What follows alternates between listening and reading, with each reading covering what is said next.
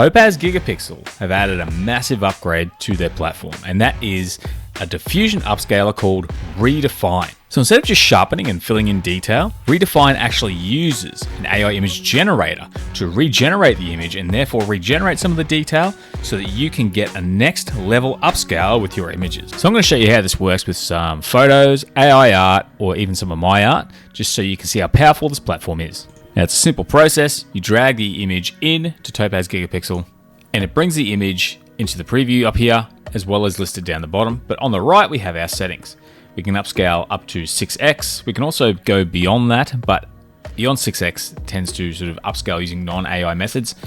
We can input dimensions and we can also choose our models. So we have basic models here. These are the original style models with Topaz Gigapixel that are still quite powerful, and I still recommend different ways of using them, but there's also generative models down here.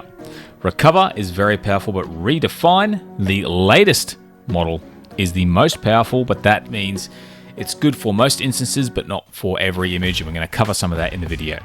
But once we've clicked on Redefine here, we select an area of the image. So I'm going to try and just come up and select this half of the face here, and it will generate a preview.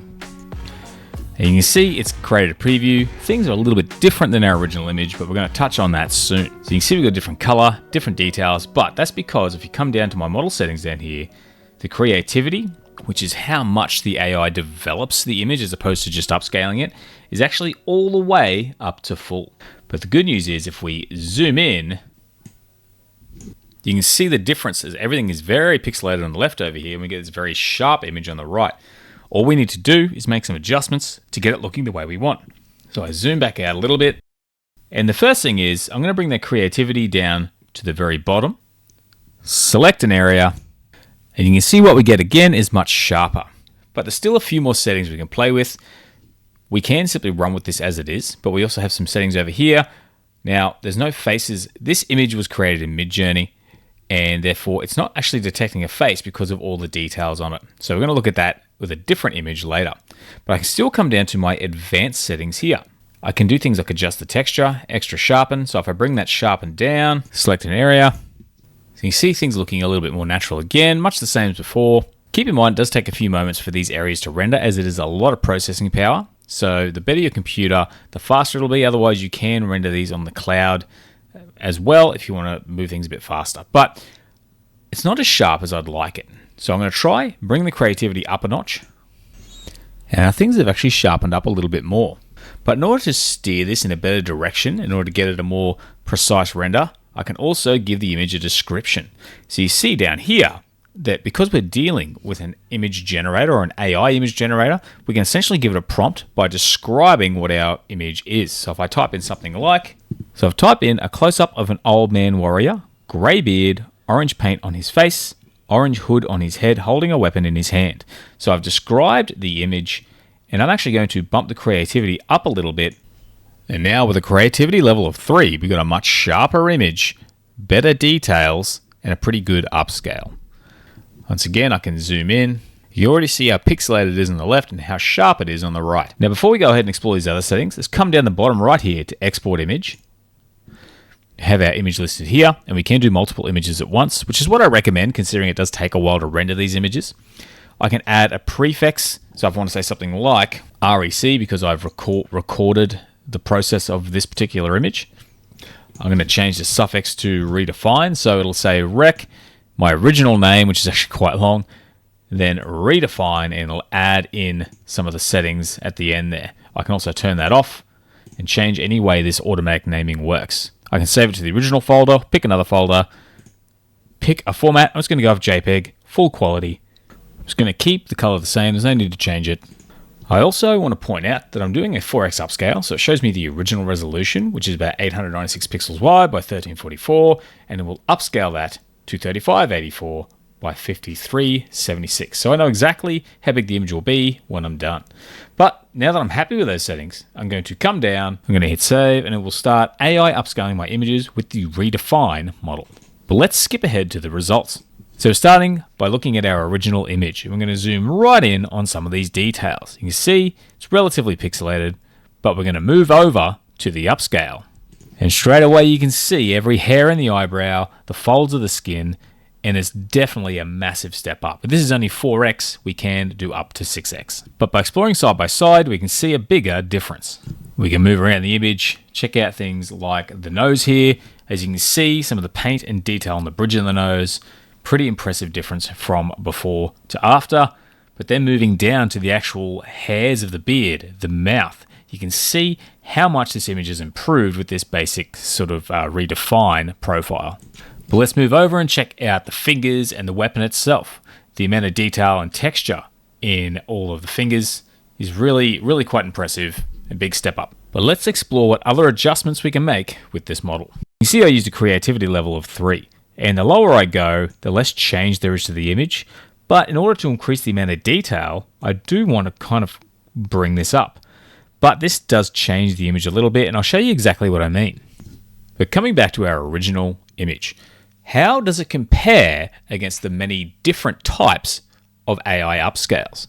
Moving back to a distance, you can see I've used the standard Topaz Gigapixel upscale. It looks much the same. Moving on to recover, things are also looking much the same as before.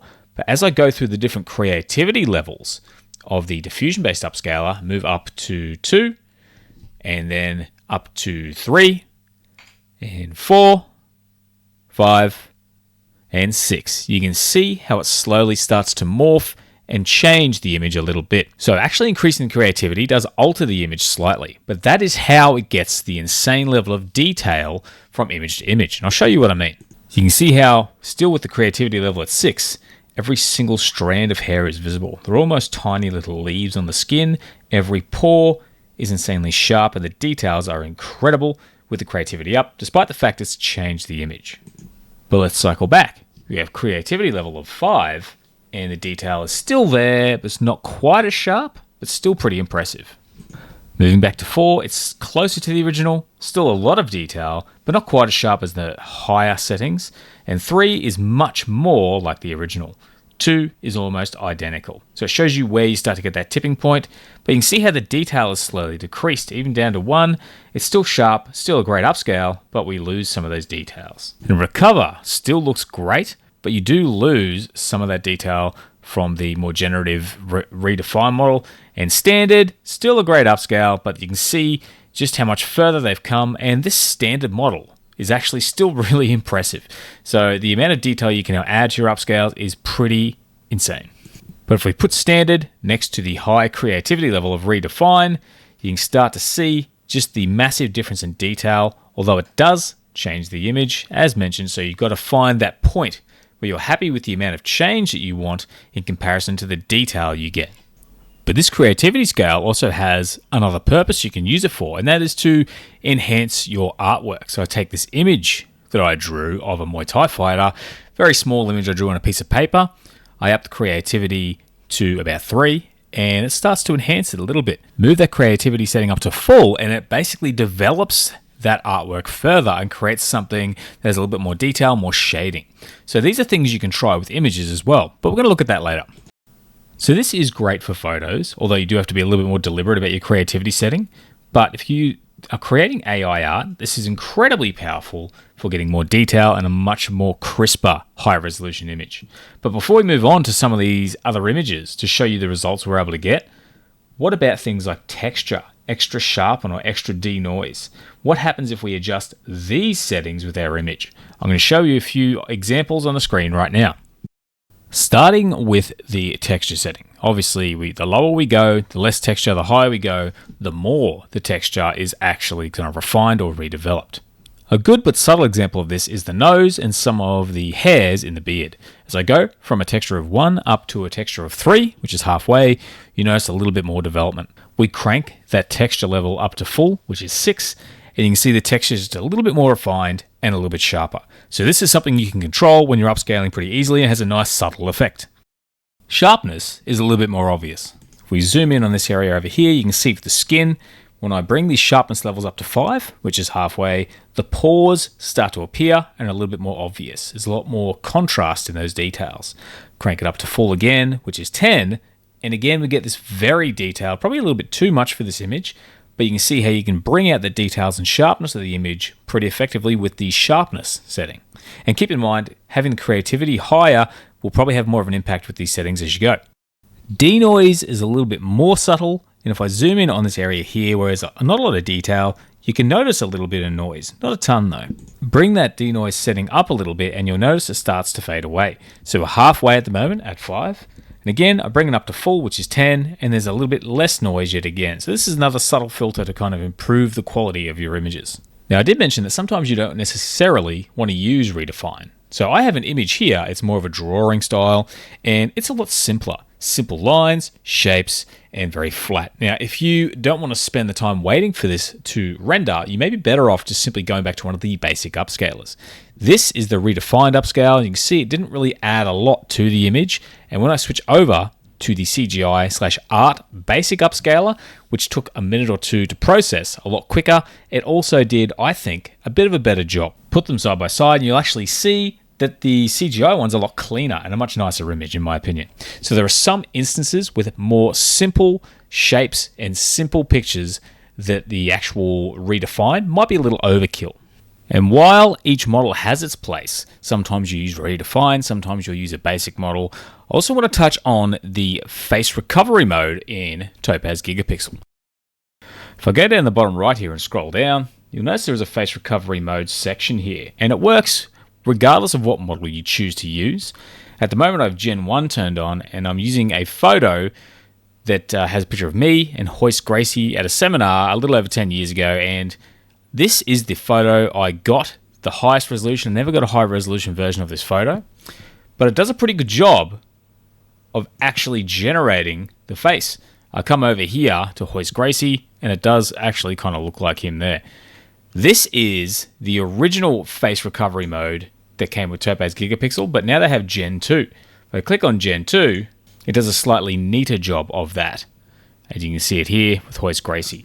And of course, I can adjust the strength. So if we focus on my face here, and I bring the strength down to 0, I get this weird sort of upscale that adds a bunch of lines and stuff to my face. It doesn't quite look right. I crank it up to full, and it really cleans it up. However, it starts to look a little bit fake. So finding the balance between the two, the default is generally pretty good.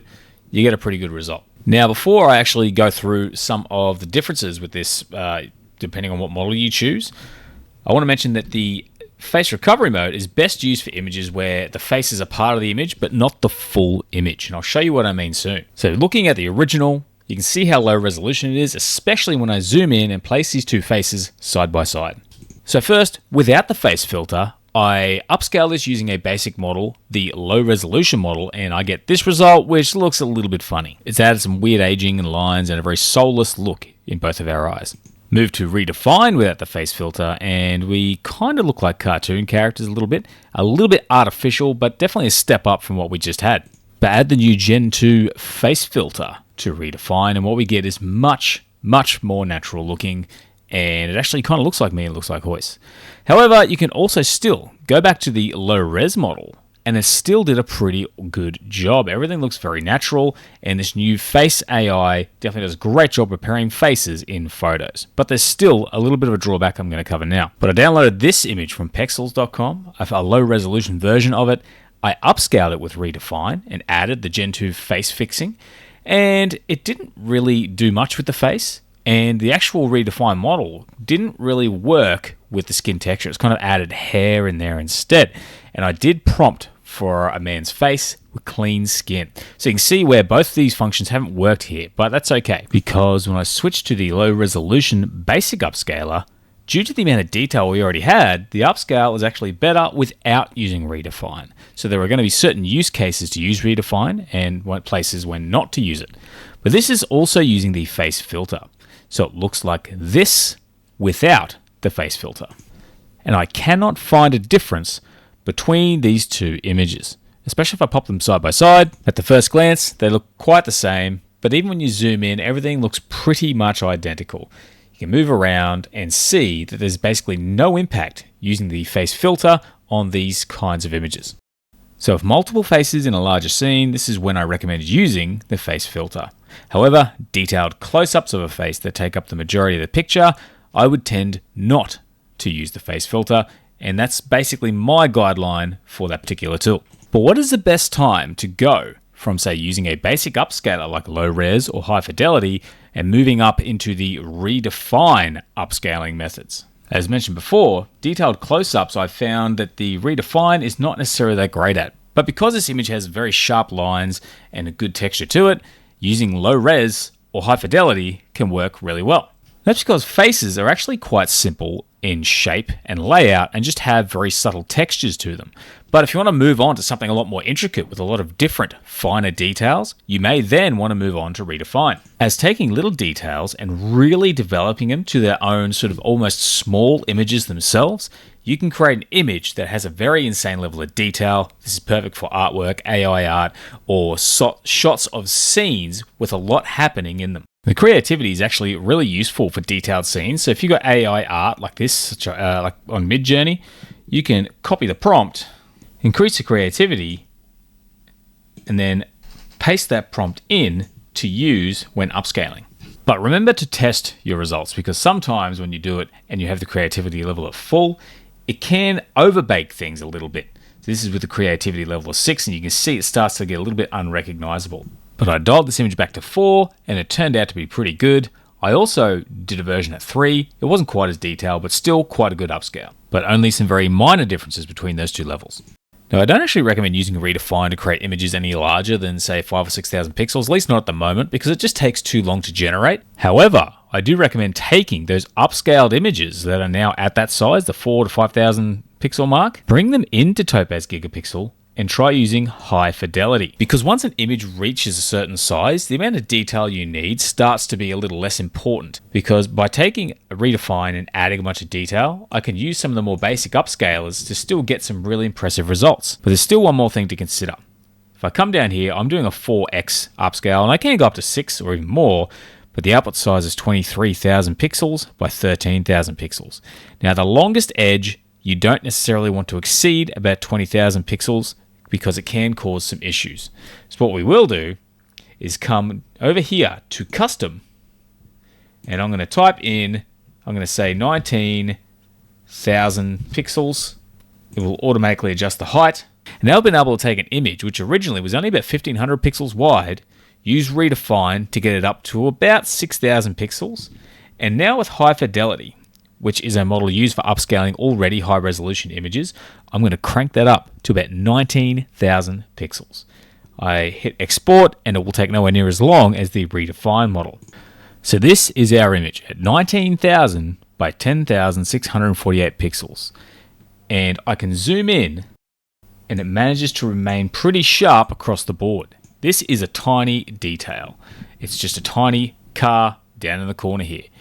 Some of the leaves and everything, the amount of detail it's added makes this image really, really next level. The amount of detail it's added down to the windows here. This started out as a small Midjourney image and is now a gigantic image that could be printed at just about any size and be viewed at just about any distance. So this is part of the process that I recommend. For maximum quality, first bring your image in, see if the basic upscales do a good enough job on their own. If not, move on to Redefine or Recover to get the best quality image you can. Once you have that first image, if you're looking to maximize your results, bring that Redefine or that original upscale into Topaz, and then upscale the upscale using one of the basic upscales, because by that point, the amount of detail you have in your image, you probably don't need to run a complete Redefine again, and it's actually a really massive job that may not end up working because it's just such a big task and requires a lot of processing to pull off. So in most instances, if you're using Redefine to create a higher level of detail, doing a basic upscale on top of that to something just under 20,000 pixels on the long edge of the image will get you some really outstanding results that are completely and utterly massive. One of the best things about Topaz Gigapixel is the fact that it does everything locally on your computer, so you don't have to pay any subscriptions to render in the cloud if you choose not to. But you also have the option to render in the cloud, which can be an advantage as well. Sometimes when you're in a rush, if you've got an image like this, which is quite pixelated on one side and the detail being generated is pretty out there, it may take a long time for Topaz to render that locally, and maybe you need to get it done quicker or use your computer while it's rendering. So when I come down here to export image, I can actually choose to cloud render that image instead. So I click on that, and it says image added to the cloud render queue. I click view, and you can see here it's rendering my image in the cloud, and when it's done I can come back later and download it. So this means I can still go back in here, make some adjustments, like maybe I crank the texture up a bit, click preview. I think that looks a little bit sharper. I come down, do another cloud render, click view, and you'll notice my last one's already finished. And it's already been downloaded onto my computer and saved to my downloads folder. Now I can walk away from this because it's all on the cloud, but one thing that is really cool is at any point I can come down here and I can see cloud render with one image processing. Also, I go to my top right up here and I can see how many points I have left, and if I run out of points, what I can do is then actually sign up and pay for more points. So I simply click on this icon, click buy credits. Now, whilst you might not want to pay a subscription fee, if you want to render things much quicker on the cloud, it takes 1 or 2 minutes as opposed to say 15 or 20 minutes on my computer at least. You can just simply buy a few credits at a time, or you can get 80 credits a month or pay for a subscription base. And that will speed up your workflow if cost isn't a factor. Otherwise, what I recommend doing next is actually importing a whole bunch of images, setting things up as you go, set everything up very intentionally, and then just export everything in bulk, walk away from the computer, come back in the next morning, and they'll likely be all finished. The fact that you can set these up in bulk and simply walk away makes it an incredibly efficient and productive way to handle multiple upscales. Now, I've only scratched the surface of what's possible here with Topaz Gigapixel. This is more a focus on the updates they've created. It's an insanely powerful platform for photographers, people into AI, digital artists, anyone working with imagery of any kind, graphic designers. So I highly recommend checking out the link in the description if you want to go and download Topaz, try it out for yourself, see what you think. It's a very impressive platform. Otherwise, that's the video for today, guys. Thanks for watching. I hope you found it useful. If you did, please consider giving it a like. Otherwise, hope to see you again next time. Have a great day.